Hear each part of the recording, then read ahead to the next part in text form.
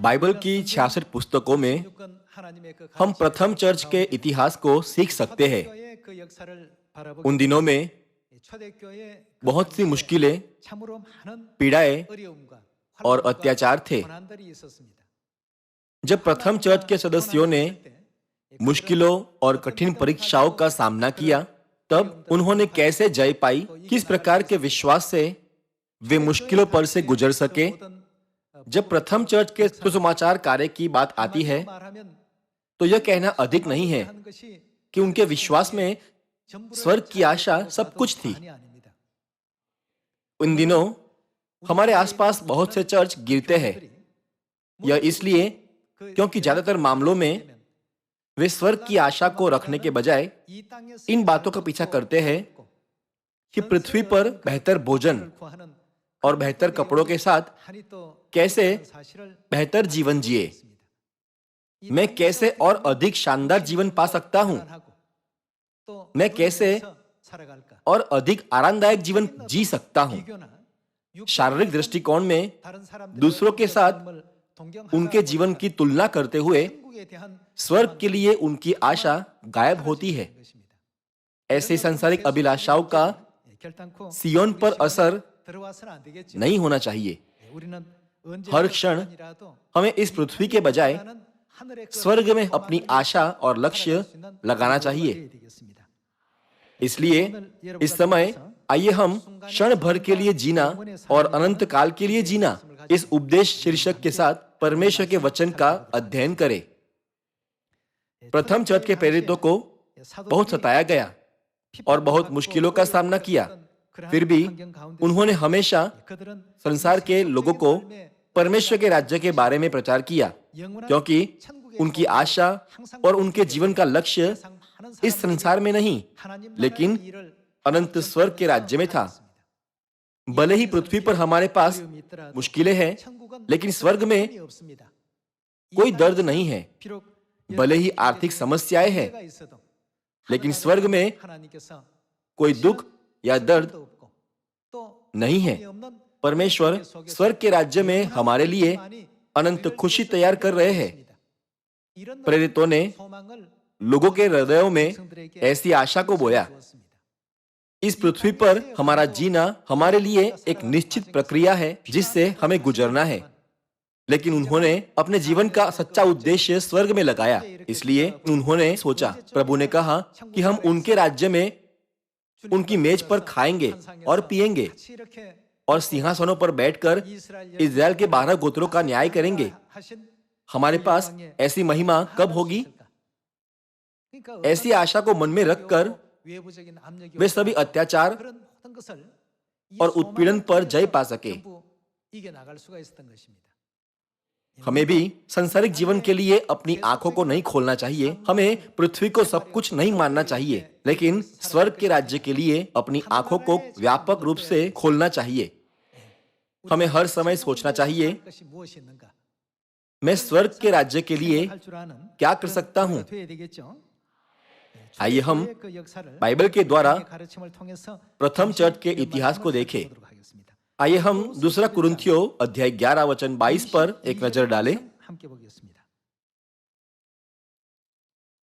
क्या वे ही इब्रानी हैं? मैं भी हूं। क्या वे ही इजरायली हैं? मैं भी हूं। क्या वे ही अब्राहम के वंश हैं? मैं भी हूं। क्या वे ही मसीह के सेवक हैं? मैं पागल के समान कहता हूं, मैं उनसे बढ़कर हूं। अधिक परिश्रम करने में, बार बार कैद होने में, कोड़े खाने में, बार बार मृत्यु के जोखिमों में। 5 बार मैंने यहूदियों के हाथ से 39 कोड़े खाए। 3 बार मैंने बेतें खाई। 1 बार मुझ पर पथराव किया गया। 3 बार जहाज जिन पर मैं चढ़ा था टूट गए। 1 रात दिन मैंने समुद्र में काटा। मैं बार बार यात्राओं में, नदियों के जोखिमों में, डाकुओं के जोखिमों में, अपने जाति वालों से जोखिमों में, अन्य जातियों से जोखिमों में, नगरों के जोखिमों में, जंगल के जोखिमों में, समुद्र के जोखिमों में, झूठे भाइयों के बीच जोखिमों में रहा। परिश्रम और कष्ट में, बार बार जागते रहने में, भूख प्यास में, बार बार उपवास करने में, जाड़े में उघाड़े रहने में और अन्य बातों को छोड़कर जिनका वर्णन मैं नहीं करता, सब कलीसियाओं की चिंता प्रतिदिन मुझे दबाती है। किसकी निर्बलता से मैं निर्बल नहीं होता? किसके ठोकर खाने से मेरा जी नहीं दुखता? यदि घमंड करना अवश्य है तो मैं अपनी निर्बलता की बातों पर घमंड करूंगा। यह दूसरा कुरिन्थियों की पुस्तक में प्रेरित पौलुस का रिकॉर्ड है।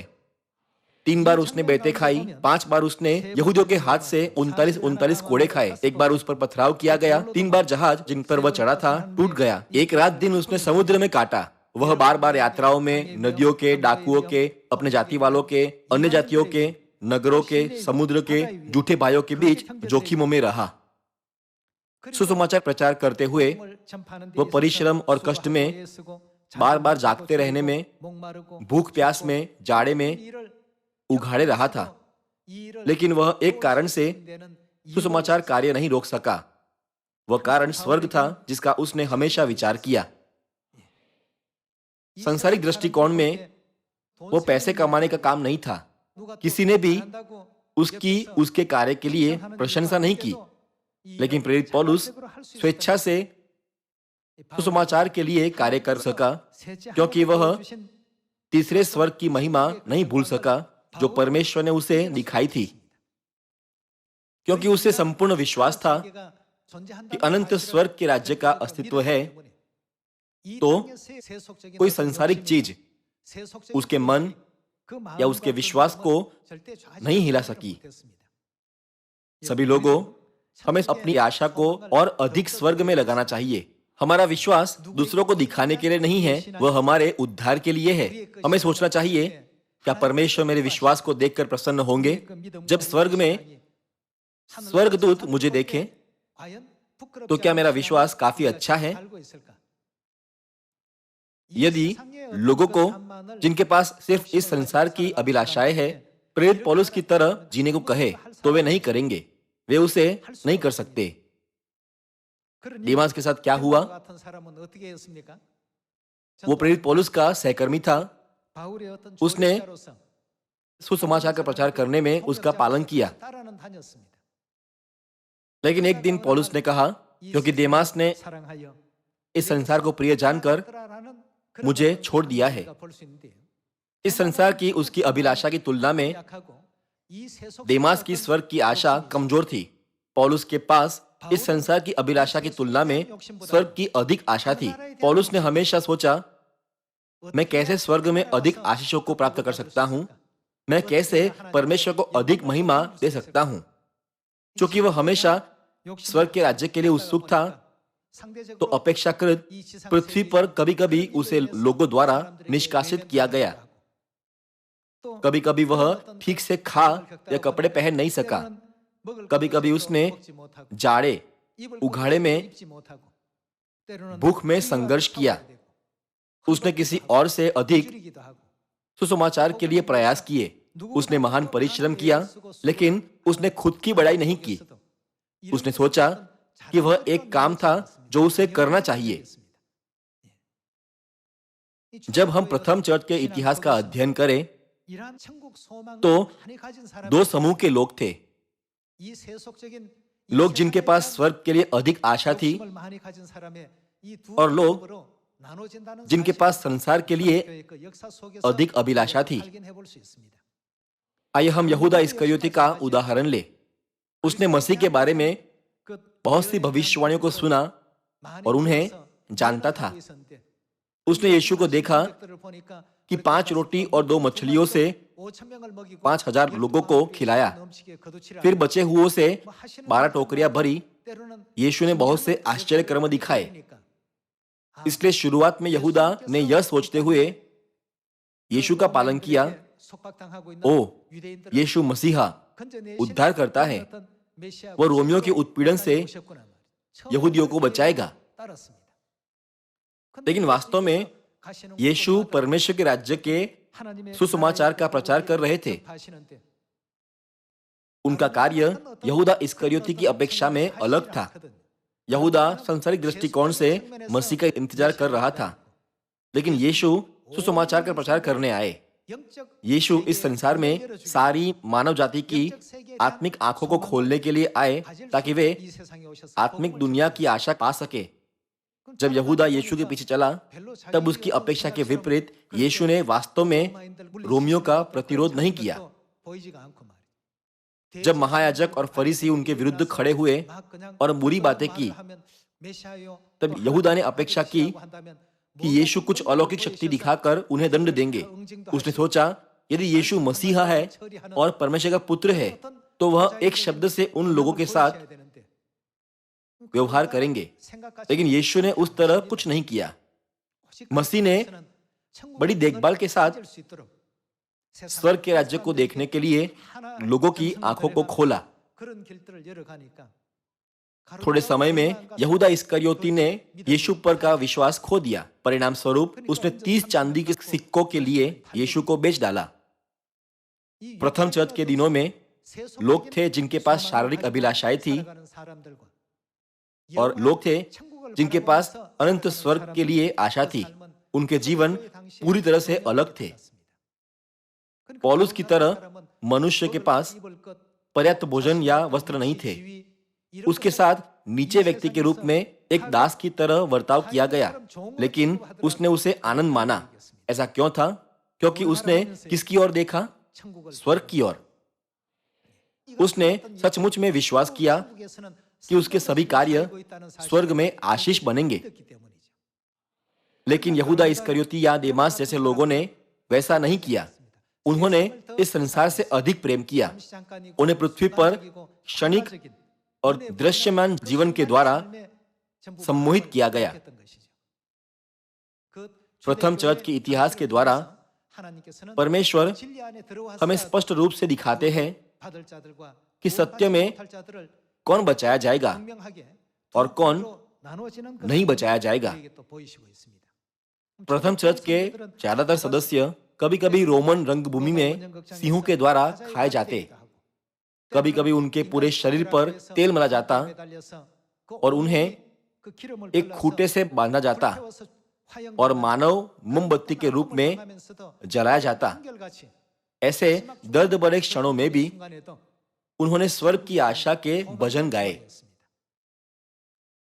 क्वा वाडिस फिल्म में आप देख सकते हैं कि कैसे सम्राट नीरो ने डरावना वातावरण बनाया और सिंहों द्वारा खाए जाने के लिए ईसाइयों को रंगभूमि में ढकेला। उन लोगों के लिए जो सिर्फ संसार के लिए जिए, ऐसे क्षण भयानक थे। लेकिन संतों ने सिर्फ स्वर्ग के लिए जीवन जिया, इसलिए वे सभी मुस्कुराए और खुशी के साथ कठिनाइयों को स्वीकार किया। उन सभी ने स्वर्ग की आशा से एक साथ भजन गाए। सम्राट नीरो ने कहा, उन ईसाइयों को गाने से रोको। लेकिन यह कुछ ऐसी चीज नहीं थी जिसे वह रोक सकता था। यदि वे इस संसार के होते तो वह उन्हें गाने से रोक सकता था, लेकिन उनके हृदय स्वर्ग के थे। कुछ भी उन्हें नहीं रोक सका। यदि वे साधारण लोग होते तो वे भयभीत होते और अत्याचार से बचने के लिए यह कहते हुए उन्हें बचाने की भीख मांगते, मैं यीशु पर विश्वास नहीं करूंगा। लेकिन संतों ने उन कठिनाइयों और अत्याचार को सहन किया। हम नहीं जानते कि उन्होंने क्या गीत गाए, क्योंकि बाइबल में उसके बारे में कोई रिकॉर्ड नहीं है।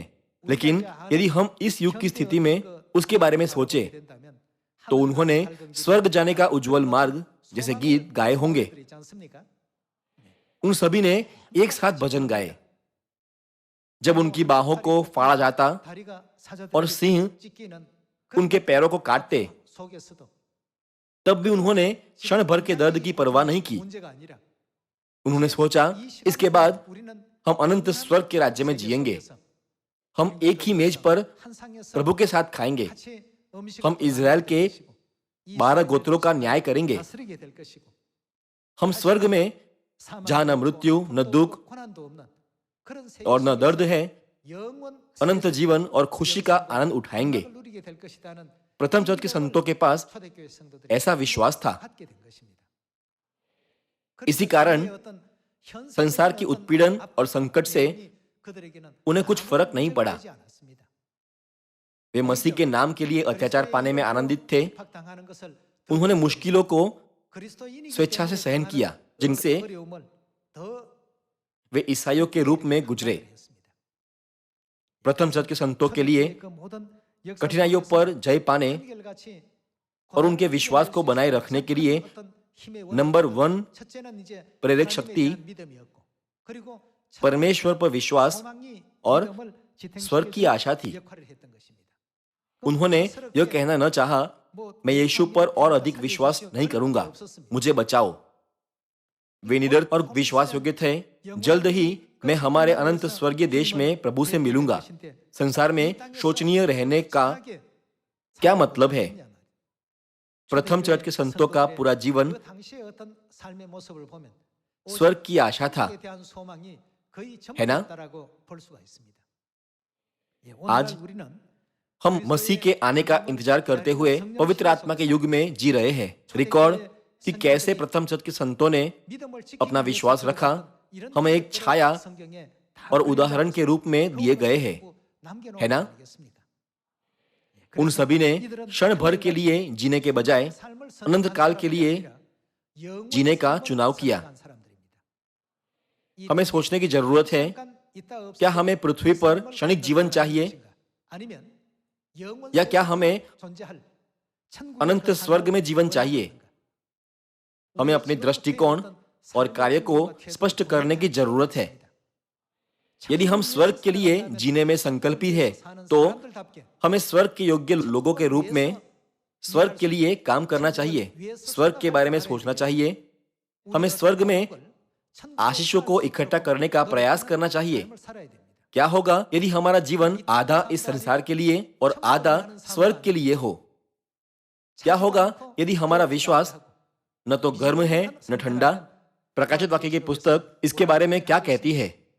परमेश्वर ने कहा, मैं तुझे अपने मुंह से उगलने पर हूं। परमेश्वर को ऐसा विश्वास नहीं चाहिए। आइए हम प्रथम शतक के समय में सियोन के लोगों के बारे में अधिक देखें। वे पृथ्वी पर क्षणिक जीवन के लिए नहीं, अनंत जीवन के लिए जिए। आइए हम दूसरा कुरिन्थियों अध्याय 4 देखें। दूसरा कुरिन्थियों अध्याय 4 पद 16। इसलिए हम हियाव नहीं छोड़ते, यद्यपि हमारा बाहरी मनुष्यत्व नष्ट होता जाता है, तो भी हमारा भीतरी मनुष्यत्व दिन प्रतिदिन नया होता जाता है, क्योंकि हमारा पल भर का हल्का सा कलेश हमारे लिए बहुत ही महत्वपूर्ण और अनंत महिमा उत्पन्न करता जाता है। और हम तो देखी हुई वस्तुओं को नहीं, परंतु अनदेखी वस्तुओं को देखते रहते हैं। यह दृश्यमान दुनिया क्षणिक है। यह तीसरी आयामी दुनिया है, जहां हमारी शारीरिक देह महसूस कर सकती है, देख, सुन और समझ सकती है। लेकिन अदृश्य दुनिया चौथी या पांचवी आयामी दुनिया है। आइए हम वचन 18 फिर से देखें। और हम तो देखी हुई वस्तुओं को नहीं, परंतु अनदेखी वस्तुओं को देखते रहते हैं। परंतु अनदेखी वस्तुएं क्या? सदा बनी रहती है। सभी लोगों, क्या बाइबल परमेश्वर का वचन नहीं है? वचन सच्चा है और वह सत्य है। एक बार आप आश्वस्त हो जाए कि बाइबल हमें सत्य सिखाती है, तो हमें खुद को यह पूछने की जरूरत है, क्या क्षणिक चीजों के लिए अनंत काल की चीजों को छोड़ना समझदारी है? प्रथम चर्च के संतों ने अनंत काल चुना और क्षण भर को त्याग दिया। सम्राट नीरो ने सोचा, यदि वह अपने अधिकार और शक्ति से ईसाइयों पर जुल्म करेगा, तो वे हार मानेंगे। लेकिन उसकी अपेक्षा से काफी दूर उन्होंने अधिक और अधिक अनंत स्वर्गीय आशीषों को इकट्ठा करने का कार्य किया। उसकी आंखों में वे पागल दिखे। उसने सोचा, ये लोग पूरी तरह पागल है, वे मृत्यु के सामने कैसे शांत रह सकते हैं? साधारण लोग मृत्यु से बचने के लिए निवेदन करेंगे, भीख मांगेंगे और रोएंगे, और वे अपना विश्वास भी छोड़ देंगे। लेकिन ईसाइयों ने शहीद होने के क्षण को आनंद से स्वीकार किया। ऐसा क्यों? यह इसलिए क्योंकि उन्हें विश्वास था कि प्रभु से मिलने का समय नजदीक आ रहा है। उन्होंने क्षण भर की तुलना में अनंत काल को चुना, है ना? क्षण भर के लिए जीने के बजाय अनंत काल के लिए जीने की शिक्षा चर्च ऑफ गॉड के प्रथम चर्च की सबसे महत्वपूर्ण शिक्षाओं में से एक थी, है ना? भाइयों और बहनों, जब हमारे पास ऐसा विश्वास हो तब हम पौलुस और पतरस की तरह स्वर्ग जा सकते हैं। क्या आपको ऐसा नहीं लगता? भले ही लोगों ने उन्हें आग्रह किया, परमेश्वर की शिक्षाओं को त्याग दो और तुम्हारा शारीरिक जीवन जियो, लेकिन उन्होंने विश्वास किया कि उनका ऐसा जीवन बेकार है। उन्होंने जवाब दिया, स्वर्गीय वस्तुएं अधिक महान और अधिक बहुमूल्य और महत्वपूर्ण है। हम कैसे पृथ्वी की बेकार चीजों के लिए स्वर्गीय महिमा को नकार सकते हैं? उन्होंने उनके विरुद्ध जाने के लिए नहीं, परंतु परमेश्वर की इच्छा का पालन करने के लिए उस तरह बर्ताव किया। लेकिन वे जुल्म करने वालों और अत्याचार करने वालों की आंखों में विद्रोही दिखे होंगे। प्रथम चर्च के संत न तो विद्रोही थे, न ही हिंसक थे। वे बस परमेश्वर की इच्छा का पालन करके अनंत काल के जीवन को चुनना चाहते थे। इसीलिए वे स्वीकार नहीं कर सके जो यह संसार उनसे कह रहा था। उन्होंने कहा, तुम ही न्याय करो। क्या यह परमेश्वर के निकट भला है कि हम परमेश्वर की बात से बढ़कर तुम्हारी बात माने? हम क्षणिक जीवन के लिए अनंत काल को त्याग नहीं सकते। वे ऐसे विश्वास से अपने चेहरे पर मुस्कान के साथ मर गए। इस बात ने नीरो को पागल कर दिया। वे कैसे ऐसा कर सकते हैं? वो व्यक्ति मरे हुए ईसाइयों के चेहरे सभी आशा से उज्जवल थे। हमें अपने विश्वास को जांचने की जरूरत है और खुद को पूछना चाहिए कि क्या हम परमेश्वर पर विश्वास करने का दावा करने के बावजूद स्वर्ग की आशा के बिना इस पृथ्वी के जीवन में तल्लीन तो नहीं है। प्रथम चर्च के दिनों में संतों के पास ऐसा मजबूत विश्वास था, इसलिए वे सभी कठिनाई और दर्द को सहन कर सके। प्रेरितों के युग के दौरान चर्च के पास सबसे आकर्षक विश्वास और स्वर्ग की सबसे मजबूत आशा थी। आइए हम रोमियो अध्याय 8 वचन 13 पर एक नजर डालें। क्योंकि यदि तुम शरीर के अनुसार दिन काटोगे तो मरोगे, यदि आत्मा से देह की क्रियाओं को मारोगे तो जीवित रहोगे। इसलिए कि जितने लोग परमेश्वर के आत्मा के चलाए चलते हैं वे ही परमेश्वर के पुत्र हैं। क्योंकि तुमको दासत्व की आत्मा नहीं मिली कि फिर भयभीत हो, परंतु लेपालकपन की आत्मा मिली है, जिसे हम हे अब्बा हे पिता कहकर पुकारते हैं। आत्मा आप ही हमारी आत्मा के साथ गवाही देता है कि हम परमेश्वर की संतान हैं, और यदि संतान है तो वारिस भी, वरन परमेश्वर के वारिस और मसीह के संगी वारिस है, कि जब हम उसके साथ दुख उठाए तो उसके साथ महिमा भी पाए।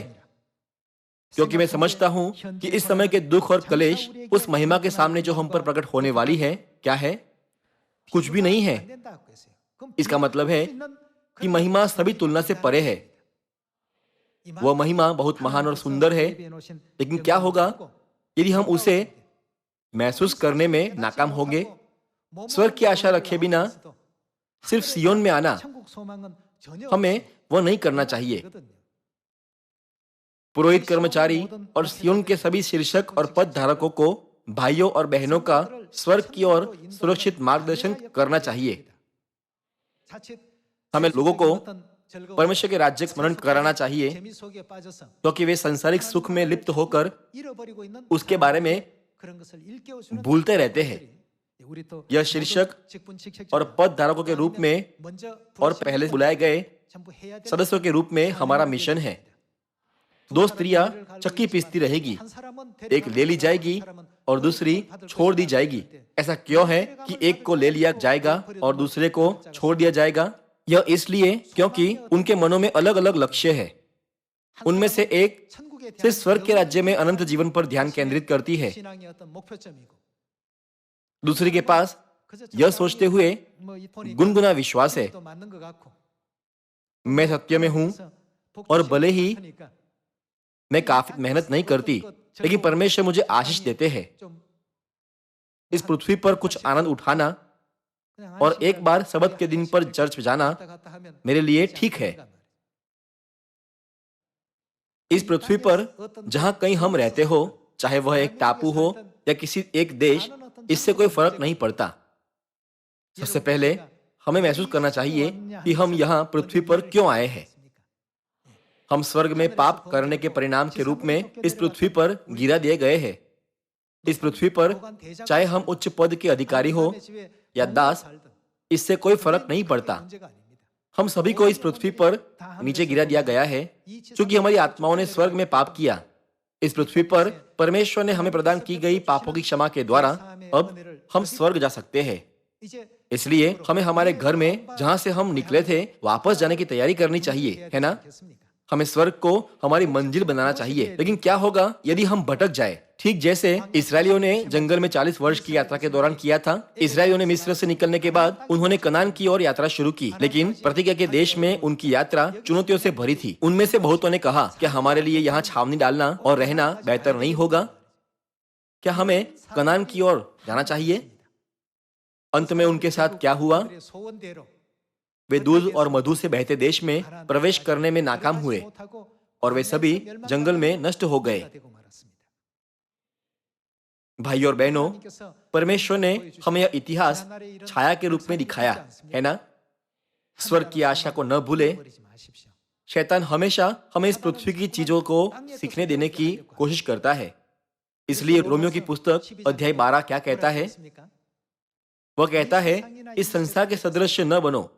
आइए हम रोमियो अध्याय 12 पद 2 पर एक नजर डालें। रोमियो अध्याय 12 पद 2, इस संसार के सदृश न बनो, परंतु तुम्हारे मन के नए हो जाने से तुम्हारा चाल चलन भी बदलता जाए, जिससे तुम परमेश्वर की भली और भावती और सिद्ध इच्छा अनुभव से मालूम करते रहो। विभिन्न संचार मीडिया के द्वारा शैतान लगातार लोगों की आत्माओं को भ्रष्ट करता है ताकि वे स्वर्ग की ओर न बढ़ सके। भाई और बहनों, हमारा उद्धार कितना बहुमूल्य और मूल्यवान है।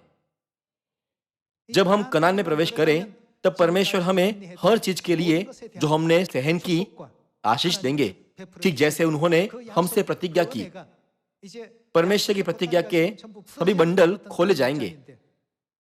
फिर भी इजरायली मार्ग पर अधीर हुए और कहा, यह उबाऊ है, हम थक गए हैं, आओ हम कनान जाने के बजाय यहीं रहे। यहां रहना कैसा होगा?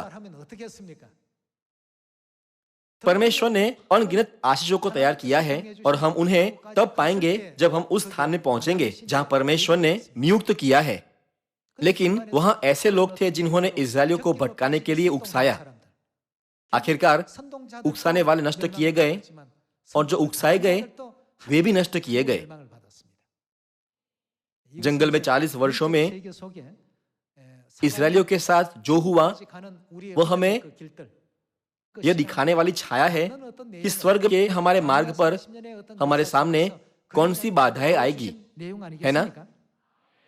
आइए हम सिर्फ हमारे थोड़े समय के पृथ्वी के जीवन पर ध्यान केंद्रित न करें, लेकिन हमारे अनंत जीवन को देखने के लिए आत्मिक आंखें ले। आइए हम पहला यूहन्ना अध्याय 2 वचन 15 पर नजर डालें। तुम न तो संसार से और न संसार में की वस्तुओं से प्रेम रखो। यदि कोई संसार से प्रेम रखता है तो उसमें पिता का प्रेम नहीं है, क्योंकि जो कुछ संसार में है, अर्थात शरीर की अभिलाषा और आंखों की अभिलाषा और जीविका का घमंड, वह पिता की ओर से नहीं परंतु संसार ही की ओर से है। संसार और उसकी अभिलाषाएं दोनों मिटते जाते हैं, पर जो परमेश्वर की इच्छा पर चलता है वह सर्वदा बना रहेगा। यह संसार और उसकी सभी अभिलाषाएं समय बीतने पर मुरझाएंगे और मिट जाएंगे, पर जो परमेश्वर की इच्छा पर चलते हैं वे सदा के लिए जिएंगे। परमेश्वर ने सदा सर्वदा तक हमारे जीने के लिए जगह तैयार की है। यीशु ने कहा, मेरे पिता के घर में रहने के बहुत से स्थान हैं। उन्होंने हमें अपनी मेज पर खाने और पीने और इस्राएल के 12 गोत्र का न्याय करने देने की प्रतिज्ञा दी है। उन्होंने हमसे प्रतिज्ञा की, मैं तुम्हें शानदार राज्य दूंगा जहां न दर्द, न मृत्यु, न पीड़ा और न शोक है, और तुम वहां सदा सर्वदा के लिए शासन करोगे। है ना?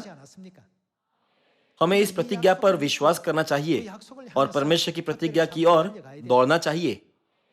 क्या हमारे समय का 90% संसारिक चीजें करते हुए बिताना और सिर्फ 5 या 10% आत्मिक चीजें करना सही है? निश्चित ही नहीं। हम अब यहाँ पृथ्वी पर जिस तरह दिखते हैं, मूल रूप से हम वैसे नहीं दिखते थे, है ना? हम सभी स्वर्ग में स्वर्गदूत थे। हमें अपनी स्वर्गदूत की स्थिति को बहाल करना चाहिए। जब हम अपनी मूल स्थिति में बहाल हो, तब हम अनंत जीवन का मुकुट पाएंगे जिसे हमने एक बार खोया था। हम सभी स्वर्ग के राज्य में परमेश्वर के बेटे और बेटियों के रूप में अपनी मूल स्थिति में बहाल होंगे, है ना? वह समय आ रहा है जब परमेश्वर हमें यह सभी महिमा देंगे। इसलिए हमें सांसारिक चीजों पर ध्यान नहीं देना चाहिए। इसीलिए बाइबल कहती है कि यह संसार और उसकी सभी अभिलाषाएं एक दिन बुलबुला की तरह गायब होगी, लेकिन वह जो परमेश्वर की इच्छा पर चलता है सर्वदा बना रहेगा।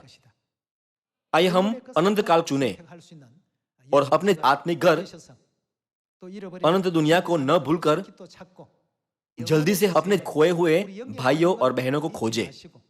हमारे लिए हमारे आत्मिक घर वापस जाने का समय आ रहा है, जहां हम हमारे स्वर्गीय पिता और माता के साथ अनंत जीवन का आनंद उठाएंगे। यह पहला कुरिन्थियों की पुस्तक में लिखा है कि वह किसी के चित्त में नहीं चढ़ी जो परमेश्वर ने हमारे लिए तैयार की है ना? स्वर्ग में हमारा जीवन इस तीसरी आयामी दुनिया में हमारी समझ और कल्पना से परे है। शानदार ज्योति में हम स्वर्गीय पिता और माता के साथ यात्रा करेंगे। आज सप्तऋषि का दौरा करेंगे, कल मृगशिरा का और परसों कचपचिया का। स्वर्ग समय और स्थान से सीमित नहीं है। यह सत्य कि हम समय और स्थान से सीमित किए गए हैं दिखाता है कि हमें आत्मिक जेल में रखा हुआ है। जेल में गतिविधियों पर प्रतिबंध होते हैं। हम तीसरी आयामी दुनिया में जी रहे हैं जहां हम समय और स्थान में सीमित है। अनंत दुनिया में जहां हम जा रहे हैं, समय और स्थान की कोई सीमा नहीं है। चूंकि हम समय से सीमित नहीं हैं, तो हम कभी बूढ़े नहीं होंगे। स्वर्ग में कोई बुढ़ापा नहीं है। स्वर्ग में और अधिक मृत्यु के भय और बीमारियों का दुख नहीं होगा, है ना? परमेश्वर हमें सभी मुश्किल परिस्थितियों से, जहां हम शोक से भरे और परेशान होते हैं, आजाद करेंगे, है ना? प्रथम चर्च के संतों ने अनंत दुनिया की ओर देखते हुए, जहां हर दिन परमेश्वर नई खुशी और आनंद बनाते हैं, सुसमाचार के लिए कड़ी मेहनत की। विश्वास की उसी भावना के साथ आइए हम सुंदर मार्ग का पालन करें जिस पर वे चले थे। उस दिन का इंतजार करते हुए जब यह सुसमाचार पृथ्वी की छोर तक प्रचार किया जाएगा, आइए हम हमेशा विश्राम और शांति के बारे में सोचें जो हमें स्वर्ग के राज्य में सदा के लिए दी जाएगी। मैं आप सभी को आग्रहपूर्वक कहता हूं कि ऐसा करने के लिए पर्याप्त विश्वास रखें। आपका बहुत बहुत धन्यवाद।